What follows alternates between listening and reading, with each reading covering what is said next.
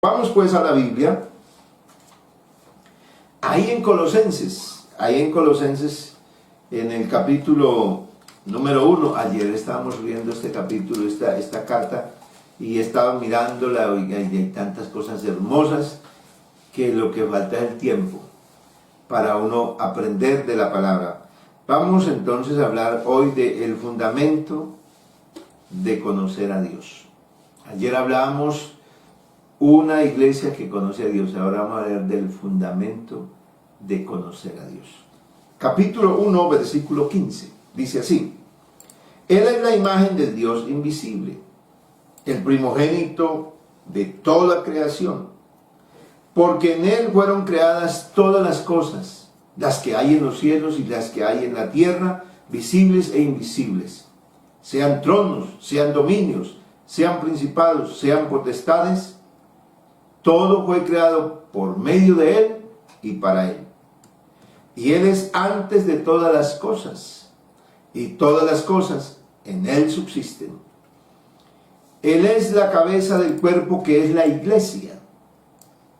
Él que es el principio, el primogénito entre los muertos, para que en todo tenga la preeminencia. Por cuanto agradó al Padre que en Él habitase toda la plenitud, y por medio de Él reconciliar consigo todas las cosas, así las que están en la tierra como las que están en los cielos, haciendo la paz mediante la sangre de su cruz. Y a vosotros también, que erais en otro tiempo extraños y enemigos en vuestra mente, haciendo malas obras, ahora os ha reconciliado en su cuerpo de carne, por medio de la muerte, para presentaros santos y sin mancha e irreprensibles delante de Él, si en verdad permanecéis fundados y firmes en la fe, y sin moveros de la esperanza del Evangelio que habéis oído, el cual se predica en toda la creación que está debajo del cielo, del cual yo, Pablo, fui hecho ministro. Gloria a Dios. Oremos. Padre Celestial, bendito Dios, estamos ahora dispuestos para oír la palabra del Señor. Yo te ruego que en esta mañana nos seas propicio, nos hables, nos enseñes, Señor, nos muestres el camino, fortalezca nuestra vida, llene nuestro corazón de su poder, de su espíritu, de su presencia. La gloria del Señor se mueva en nuestras vidas, nuestro oído esté atento para recibir, nuestra mente tenga esa disposición en el nombre del Señor Jesús. Amén. Gloria a Dios. Bueno, vamos a estar entonces atentos. El fundamento de conocer a Dios. Ayer mencionábamos en esta devocional de la mañana, cuáles eran en sí unas características del que conoce al Señor, ¿no? Está fundada su fe en Cristo. Lo caracteriza el amor. Porque ya no tiene solamente ese afecto natural, sino tiene el amor de Dios que ha sido derramado en nuestros corazones. Tiene la visión apuntada. Tiene, como dice la misma carta, poner las cosas arriba, en las cosas de arriba, no en las de la tierra. O sea, tiene la mirada arriba. Lleva fruto. Tiene un fruto. Y está siempre aprendiendo. Ese es el discípulo. Recuerden, la palabra discípulo, y aún si alguien no la conoce en su etimología, la palabra discípulo significa también un seguidor. Se puede traducir como discípulo o seguidor. Pero en su base original, la palabra discípulo significa también un aprendiz. O sea, uno que aprende. Y aquí está destacado en esta carta, en los primeros versos que están aquí del capítulo 1, el que conoce a Dios es una persona que sigue aprendiendo. Es una persona que necesita crecer más, que necesita crecer en sabiduría, en inteligencia espiritual, y es una persona que en su andar, en su vivir, agrada a Dios. Él tiene claro, tiene como primera meta que su vida está para agradar a Dios y no a los hombres. Como dice el apóstol Pablo, porque si todavía agradara a los hombres, no sería siervo de Cristo. Así que la vida de una persona que conoce al Señor está caracterizada por eso. Y tiene claro entonces quién es su Salvador, por qué su fe está puesta en Jesús, por qué sigue al Señor, por qué vive con gozo su vida y todas las mañanas y todo el tiempo, a pesar de las circunstancias, se siente gozoso. ¿Por qué? Porque fue librado del poder de las tinieblas, de la potestad de las tinieblas. ¿Por qué? Porque las tinieblas significa no tener el conocimiento. Hay un término que se usa y tal vez la gente más antigua lo hemos oído más. Cuando nosotros íbamos a estudiar, ahora todavía algunos profesores usan el mismo término, y es el alumno. Aquí están los alumnos. Y la palabra y el término alumno también tiene una etimología y significa sin luz. O sea que cuando hay un poco de chicos que llegan, se denomina así a ese grupo, y dice, aquí están los alumnos. Pero en sí, ese chico, por más que llega a preescolar, ella tiene conocimiento porque ya viene con un conocimiento previo, ya identifica los colores, conoce, hay una cantidad, o sea, ya tiene un conocimiento. En sí, no está sin luz, ya tiene un conocimiento. Entonces ahora se usa el término estudiantes. Ya no los alumnos, sino los estudiantes, porque son gente que ya tiene un previo conocimiento. El Señor a nosotros nos sacó y nos dio un conocimiento porque estábamos sin luz. No teníamos conocimiento de Dios. Teníamos conocimiento de cosas aquí de la vida. Habíamos aprendido y hemos aprendido cosas que son esenciales para la vida. Pero para la vida eterna no teníamos conocimiento. Cristo el Señor nos trasladó de las tinieblas y nos trajo al reino de su amado Hijo, como dice aquí la palabra del Señor, y ahora tenemos redención por su sangre. Aquí ya dice toda la síntesis de la enseñanza de ayer. Pero ¿cuál entonces es el fundamento? ¿Por qué nuestra fe está puesta en Cristo? ¿Por qué seguimos aprendiendo? ¿Por qué llevamos fruto? ¿Por qué tenemos nosotros ahora ese vivir? ¿Por qué nos comportamos así? Bueno, porque conocemos quién es Cristo. Cristo es la imagen del Dios invisible, el primogénito de toda creación. Y aquí comenzamos con una primera declaración, esta aseveración que hace el apóstol en este versículo 15. Dice, Él es la imagen del Dios invisible. Porque la duda está en la gente todavía, no hay ese conocimiento claro. ¿Quién es Cristo? ¿Quién es el Padre? Y la gente queda ahí. Bueno, hay que pedirle al Padre, hay que pedirle a Cristo, hay que pedirle al Hijo, hay que pedirle al Espíritu Santo, y ahí hay una confusión de la persona porque no tiene claridad. Pero el Evangelio, la Biblia, es clara, es explícita en mostrar quién es Cristo. ¿Quién es Él? Entonces la palabra del Señor dice, Él, a partir de aquí del versículo 15, es muy categórico en usar el pronombre Él para señalar a Cristo. Él, el que perdonó nuestros pecados, el que nos redimió, al que seguimos, en el que está nuestra esperanza. en el que nosotros hemos puesto nuestra fe, el que nos hace que amemos. Pero ¿quién es Él? Entonces, Él es la imagen del Dios invisible. Comenzamos entonces por definir que Dios tiene una naturaleza. Y cuando hablamos de Dios, o sea, del Padre, estamos hablando, y el apóstol está empezando a explicarlo. Claro, yo voy a hablar aquí un poquito, pero la Biblia este tema lo usa desde el Génesis hasta el Apocalipsis, así que es un poco grande. Pero dice, empieza a hacer algo importantísimo, y es a mostrarnos que Dios es invisible. El Eterno es invisible, pero se hizo visible. ¿De qué manera? En Cristo. Por eso el apóstol comienza a decir, Él es la imagen del Dios invisible. Así que Dios no se podía ver.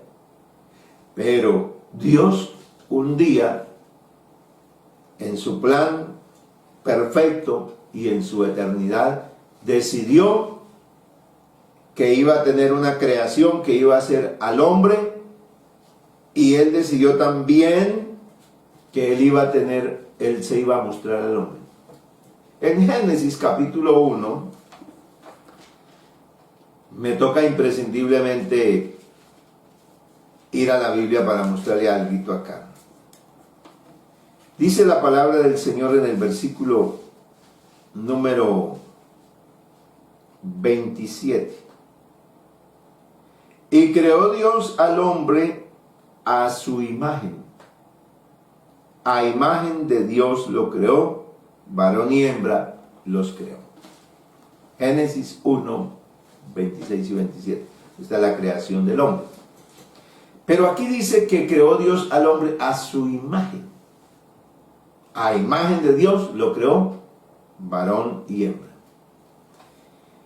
Pero el apóstol en este verso dice, y no solamente en este dice que es invisible. Dice que Dios es invisible. Entonces, ¿cómo fue creado el hombre a imagen de algo que no es visible? Entonces el hombre fue creado a la imagen de alguien que Dios ya se había preparado. Él había planeado hacerse hombre. Cuando el hombre fue creado entonces a la imagen de Cristo. El primer hombre, Adán, es terrenal, según la Biblia. Pero el segundo hombre, Cristo, es celestial. Eso está en 1 Corintios 15. No tengo tiempo para citarlo porque nos quedan pocos minutos. Y dice, el primogénito, para que podamos tener claridad, dice, el primogénito de toda creación. Él es la imagen del Dios invisible, el primogénito de toda creación. O sea que Cristo fue creado antes de hacerse cualquier creación, ya estaba hecho. Pero no en el sentido de que ya estuviera, porque Cristo apareció según Gálatas, que cuando vino el cumplimiento del tiempo, en el capítulo 4, versículo 4, para que tengamos un punto de referencia, porque yo le estoy explicando lo que dice la Biblia. Pero cuando vino el cumplimiento del tiempo, Dios envió a su Hijo, enviando a su Hijo, nacido de mujer y nacido bajo la ley. El Hijo fue una manifestación, es la manifestación de Dios como hombre, como carne. Por eso también dice 1 Timoteo 3:16, e indiscutiblemente grande es el misterio de la piedad. Dios, o sea, el Padre, fue manifestado en carne. Y la Biblia dice, e indiscutiblemente grande es el misterio de la piedad. Dios fue manifestado en carne. Y aunque ese texto hace esa fuerza para hacer esa afirmación de que no hay discusión, el tema que tiene más discusión es ese. Hay mucha gente que lo sigue discutiendo. No, que Dios no se manifestó en carne, pero la Biblia dice claramente. Entonces, siguiendo el texto de Colosenses, nos dice que Jesús entonces es el primogénito de toda creación, pero no que fuera creado ahí, sino como dice la palabra, cuando vino el cumplimiento del tiempo. O sea que en el plan de Dios, en su mente estaba ya todo. Todo lo que Dios creó ya estaba listo aquí en la mente de Dios. Dios ya tiene en su mente los cielos nuevos y la tierra nueva, porque para Él en Dios no está el pasado, porque Dios ni está el presente, porque Dios está fuera del tiempo. Y al estar fuera del tiempo, entonces, ¿por qué está fuera del tiempo? Porque Él fue el que creó el tiempo. Dios, para darle un puntico de referencia, porque esto parece que a veces que es como tan difícil, pero no es tan difícil de comprenderlo. El tiempo está marcado porque existe noche y día. O sea, porque está el sol, y este sol está para hacer una distinción entre cuando gira el planeta, y entonces entonces va cambiando, y para nosotros hay una noche y un día. Pero para Dios no existe, porque Él vive en perpetua eternidad, en perpetua luz. Entonces, si alguien está fuera, ¿cómo se le va a contar cuándo comenzó? ¿Cuántos años lleva? No, eso es lo que se llama que Dios está fuera del tiempo. Él creó el tiempo y puso al hombre en el tiempo, y Él mismo, siendo Dios, se sujetó al tiempo. Porque cuando vino, nació y tuvo que esperar tiempo para nacer en el vientre de una mujer, y tuvo que esperar tiempo para crecer y ser ya un hombre y comenzar su ministerio aproximadamente a los 30 años. Se sujetó al tiempo, pero como hijo, como carne, pero como Dios, no está en el tiempo. Está porque Él es el creador del tiempo. Él fue el que hizo los cielos y la tierra. Fue el que hizo las lumbreras. Fue el que separó las aguas de las aguas y hizo la expansión, y a eso llamó cielos. Fue el que separó la luz de las tinieblas. Por esa causa, aquí nos pone una perspectiva clara el Señor por medio de la palabra, para que nosotros comprendamos que cuando habla de que Él hizo al hombre, creó al hombre y lo creó a su imagen, estaba pensando en lo que Él ya tenía planeado hacer, sino que Él iba a esperar que en ese tiempo que Él creó, iba a llegar la hora de que se presentara. Entonces, Jesús era lo primero que estuvo en la mente de Dios, fue Él mismo como hombre. ¿Para qué? Fue hecho para el hombre, por el hombre. La causa fue el hombre. El hombre se convirtió en el objeto más grande de su amor. Por eso el cielo, la tierra y la creación, y el último que es hecho en la creación es el hombre en el sexto día, y toda la creación es entregada para el hombre. Y el hombre entonces viene a ser el objeto. Dice, porque en Él fueron creadas, o sea, en Él, en Cristo fueron creadas todas las cosas que están, todas las cosas, las que hay en los cielos y las que hay en la tierra, visibles e invisibles, sean tronos, sean dominios, sean principados, sean potestades, todo fue creado por medio de Él y para Él. O sea que la razón de crear todas las cosas fue Cristo. Fue creado por medio de Él y para Él. O sea que todo partió de Jesús, del Señor, aunque no se manifestó, porque el Hijo no fue creado eternamente. No existe un Hijo eterno, porque no existe otro coigual a Dios. Jesús es Dios, pero no otro Dios igual al Padre, porque solo existe la Biblia, y usted lo sabe que la Biblia menciona que solo hay un Dios. Y el apóstol Pablo dice el Padre. Entonces, Cuando la palabra del Señor me menciona aquí, estaba hablando del propósito, del plan que el Señor diseñó de redención, de salvación para toda la humanidad. Y entonces todo fue creado por medio de Él y fue creado para Él. Y el verso 17 dice, y Él es antes de todas las cosas, lo que yo acabé de decirte. Él es antes de todas las cosas. No soy yo que me lo estoy inventando, está en la Biblia. Y todas las cosas en Él subsisten. Así que Él es antes de todas las cosas, o sea, antes del hombre, antes del cielo, antes de la tierra, antes de todo, ya había un plan en Dios, Él hecho hombre.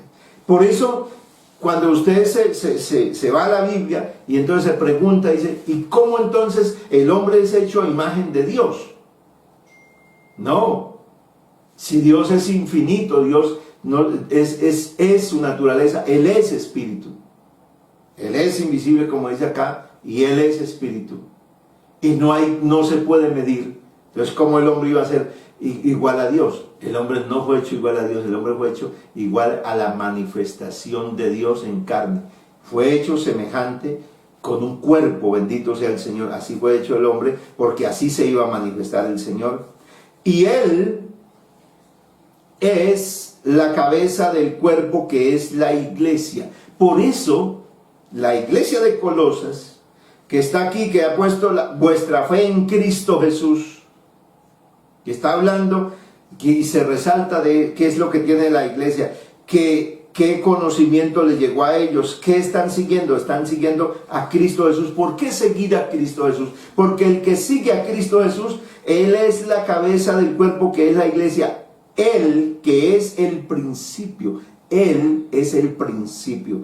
Por eso el Señor, cuando dice, en el principio era el verbo y el verbo era con Dios y el verbo era Dios, es porque Él es el principio. Significa que cuando Dios dijo, hágase, lo que está diciendo ese verbo es que la palabra, que lo que salía, le pertenecía a Dios. Cuando dijo Dios, hágase la luz, y fue la luz.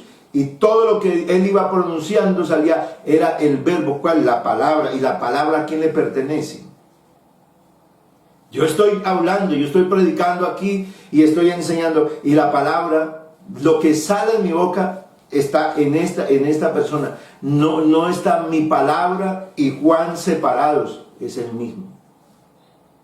En el principio era el verbo y el verbo era con Dios, o sea, la palabra estaba en Dios.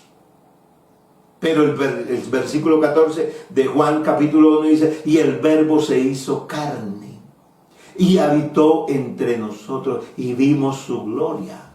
Gloria como el unigénito del Padre. Así que ese es en el cual la iglesia de Colosas tenía su fe, su amor, su devoción, su entrega.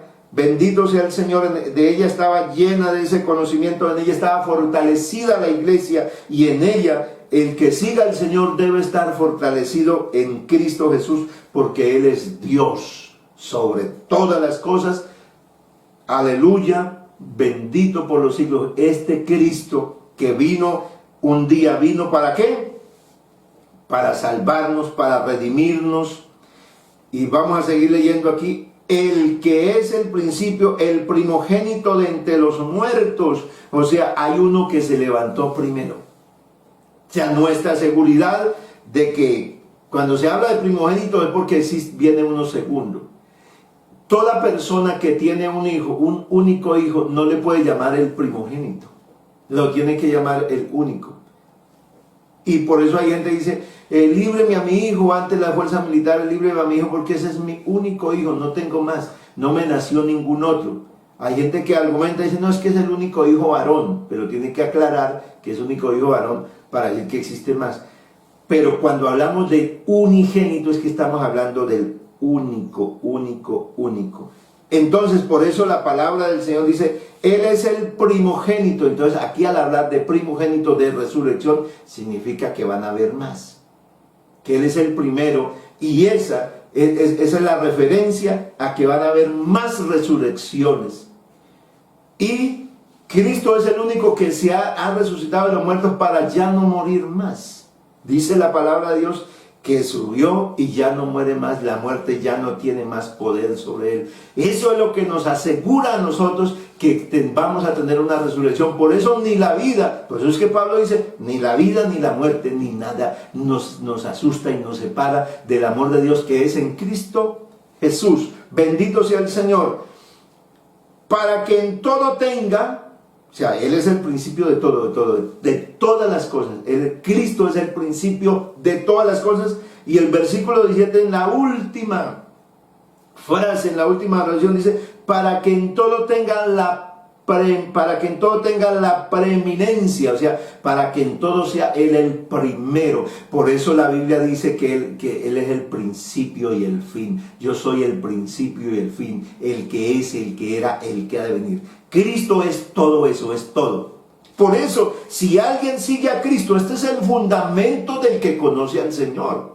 Porque conocer al Señor tiene que comenzar por algo. Usted va a construir una casa y usted no va a comenzar en el segundo piso, usted no va a comenzar usted tiene que poner una base primero y de ahí, de esa parte. Nosotros, el que conoce a Dios tiene una base de dónde parte. Si tiene a Cristo, lo tiene todo. Por cuanto agradó al Padre que en Él habitase toda la plenitud. ¿Dónde habita toda la plenitud? Dice, por cuanto agradó, verso 19. Vaya, si usted me está siguiendo, lea la Biblia y empiece a aprenderlo. Y si no te lo grabas, entonces ahí queda grabado en el video y vuelve a repetirlo hasta que te lo grabes y diga, oiga, sí, ahí está en la Biblia. Para que no digas, no, es que eso fue lo que dijo el pastor Juan. No, para que aprendas, para que te dejes enseñar de que no es lo que dice el pastor X o Y, es lo que dice Dios, es lo que dice su bendita palabra. Por cuanto agradó al Padre que en Él habitase toda la plenitud.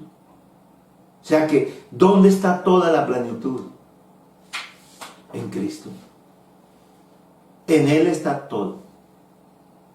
Esa aseveración también la hace la palabra del Señor en la segunda carta a los Corintios, en el capítulo 5. Mire lo que dice la Biblia.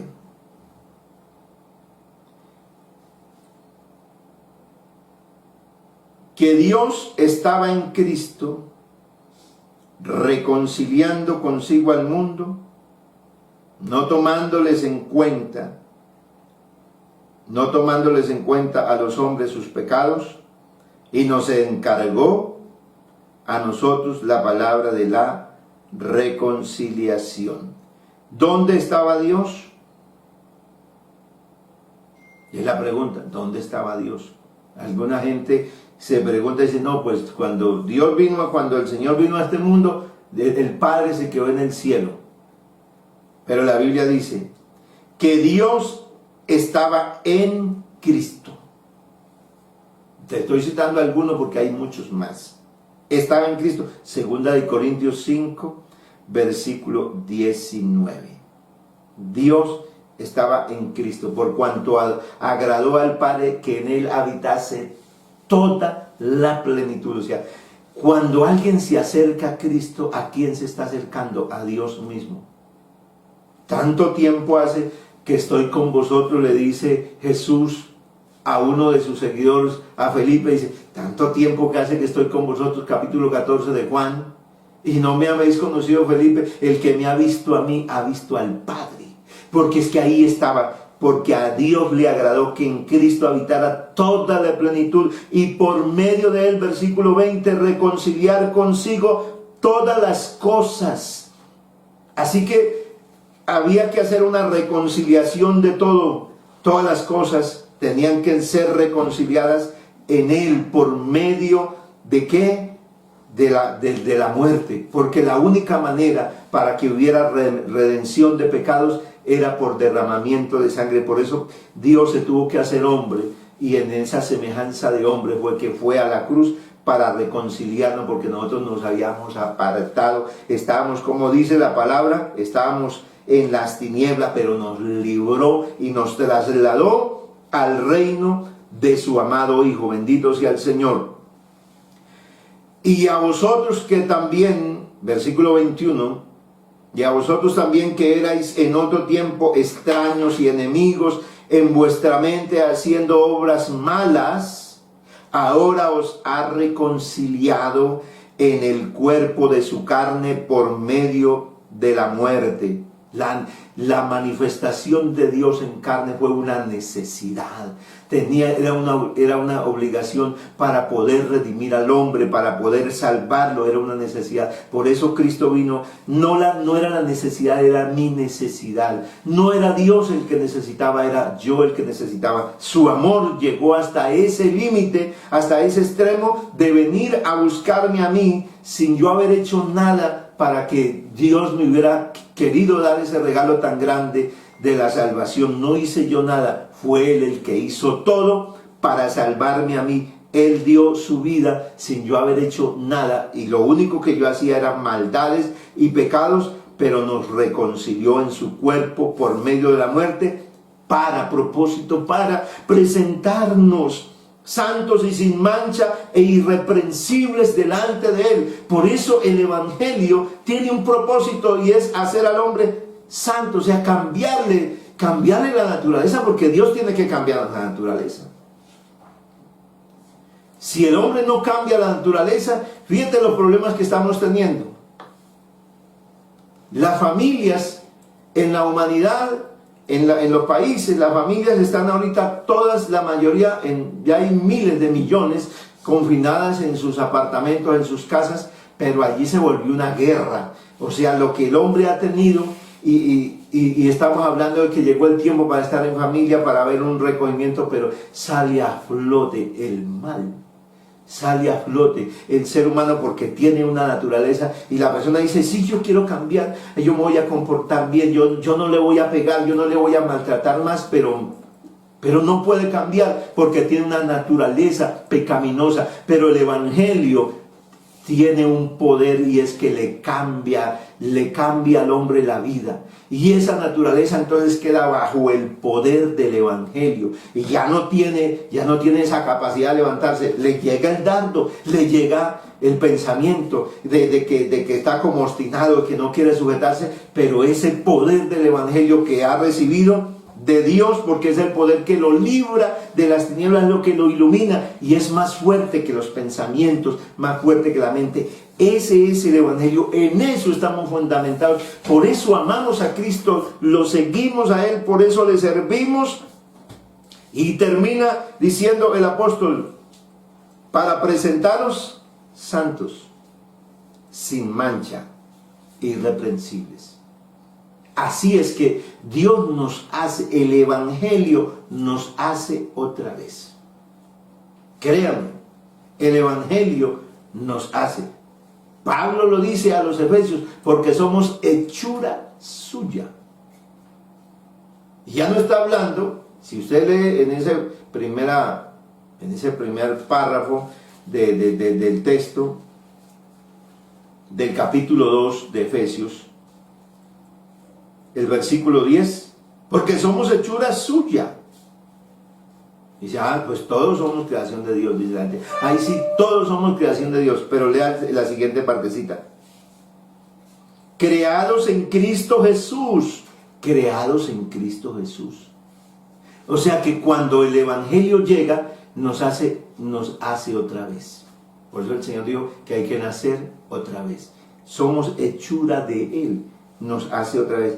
Y al hacernos, el Señor, por el Evangelio, porque es que el Evangelio te llega y te impacta tanto que usted empieza a sentir dolor de lo malo. Que usted ya no se complace en lo malo. Eso se llama el arrepentimiento. Y te empieza a alejar y empieza a darse cuenta que yo no estoy para eso, o sea, que mi vida no fue hecha, que como así que yo tengo una esposa, que tengo unos hijos, para maltratarlos, para insultarlos y para el rato decir: ay, amorcito, te amo tanto, hijo mío, tú eres lo más grande. Si ese hijo se queda así y esa esposa queda mirando, o viceversa, ese esposo se queda mirando a esa esposa y dice: ¿cómo así que me ama tanto, que me adora, que tú eres mi cielo? Se hace incoherente, porque tiene algo que no se ha desarraigado. Pero yo te invito en esta mañana a que sigamos a Cristo, a que lo sigamos escuchando, que sigamos recibiendo la palabra, porque en verdad te transforma, me cambia, me quebranta, me baja, me humilla, me hace otro. Si en verdad permanecéis fundados y firmes en la fe, permanecer en Cristo, porque permanecer en la fe de Cristo es permanecer en lo que Él dice, en lo que Él ha hecho, es tener una consideración y mirar la palabra y considerarla como la única verdad que el hombre necesita para escapar del lazo en que ha sido preso. Y si recibe esta verdad, porque en eso es que la iglesia ha permanecido. Por eso en el versículo 5, a causa de la esperanza que os está guardada en los cielos, de la cual ya habéis oído por la palabra verdadera del evangelio. Es que el evangelio es todo. El evangelio hay que estudiarlo todo. La Biblia no hay que estudiarla por saltos, hay que estudiarla completa. Y si esa verdad que hemos oído desde el principio, si en verdad permanecemos fundados y firmes en la fe, sin movernos de la esperanza del evangelio que habéis oído, el cual se predica en toda la creación que está debajo del cielo, de la cual yo, Pablo, fui hecho ministro. Y aquí concluyo. ¿En qué hay que permanecer? En Él. Él es todo. Ahí en Colosenses. Bueno, vamos a seguir hablando. Definitivamente me fascinó esta carta, que mañana te invito, si Dios nos permite, vamos a seguir hablando de Colosenses. Y vamos a ir estudiándola así. Si tenemos la oportunidad de estudiarla, la vemos completa, la carta paso a paso. Este es un resumen. Pero creo que aquí algo estamos aprendiendo. ¿En qué estamos fundamentados? El creyente, el que ha conocido a Dios, ¿cuál es el fundamento que debe tener? ¿En qué debe insistir? ¿Cuál es, hasta dónde lo lleva el Señor? ¿Por qué estamos en Él completos? Porque es que Él es la cabeza del cuerpo, que es la iglesia. Porque a Dios le agradó que en Él habitase toda la plenitud. Cuando usted recibe al Señor Jesús, usted recibe la plenitud de Dios. Y la plenitud de Dios es el Evangelio. Ahí está. ¿Y el Evangelio quién es? Jesús. Porque Jesús es el único que dice: yo soy el Salvador. Jesús fue el único que dijo que Él era capaz de resucitar de los muertos, y resucitó de los muertos. Jesús es el que dice que nos tiene un cielo nuevo y una tierra nueva. Si yo estoy en Él, estoy completo y no tengo temores. Vamos a darle gracias a Dios por esta enseñanza, esta reflexión de este día. Y bueno, vamos a orar por la lista de peticiones que va creciendo, que se va aumentando. Pero qué lindo sería que alguien conozca a Cristo, que alguien lo reciba a Él. Si usted necesita más explicación sobre el tema, acércate donde estés a alguien que te explique, con tiempo, que le pueda dedicar unas 2 o 3 horas o más, y estudia todo este tema. Porque necesita usted saber si en verdad está en Cristo Jesús o no está.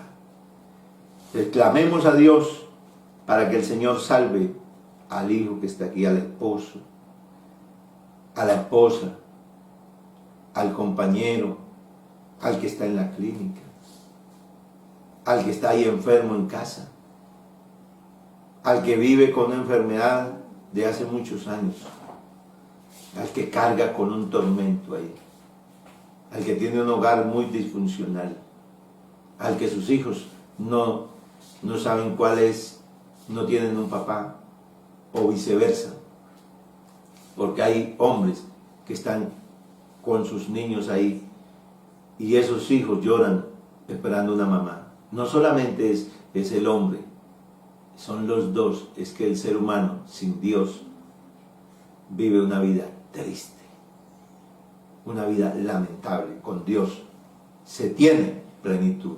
Señor Dios Todopoderoso, muchas gracias por la palabra oída. Muchas gracias por su amor y su misericordia. Muchas gracias, Señor, por habernos sacado a nosotros de las tinieblas. Muchas gracias por sostenernos en este camino. Muchas gracias por darnos la plenitud. Ahora nosotros tenemos una identidad, Señor, tenemos un fundamento, tenemos claridad. Estamos esperando la venida del Señor y estamos esperando la manifestación de los hijos de Dios cuando se acabe toda la esclavitud que hay en este mundo y Dios haga nuevas todas las cosas. Tenemos esa esperanza firme, pero aquí hay gente que mientras estamos aquí tenemos las promesas de Dios. El Señor, tú eres nuestro sanador, tú eres nuestro salvador.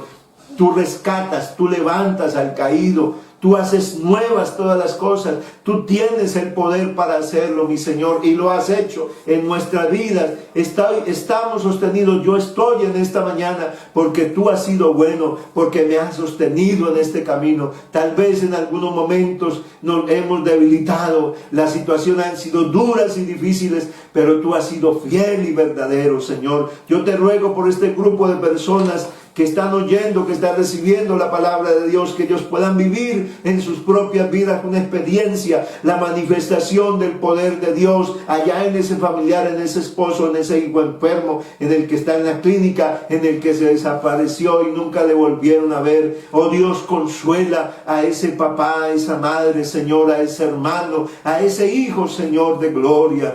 Tráele a su vida paz, tráele a su vida gozo, tráele a su vida esperanza, Señor, en el nombre de Jesucristo, nuestro Salvador y Señor. Bendiga al que está en la clínica, al que está con esta enfermedad del COVID, Señor.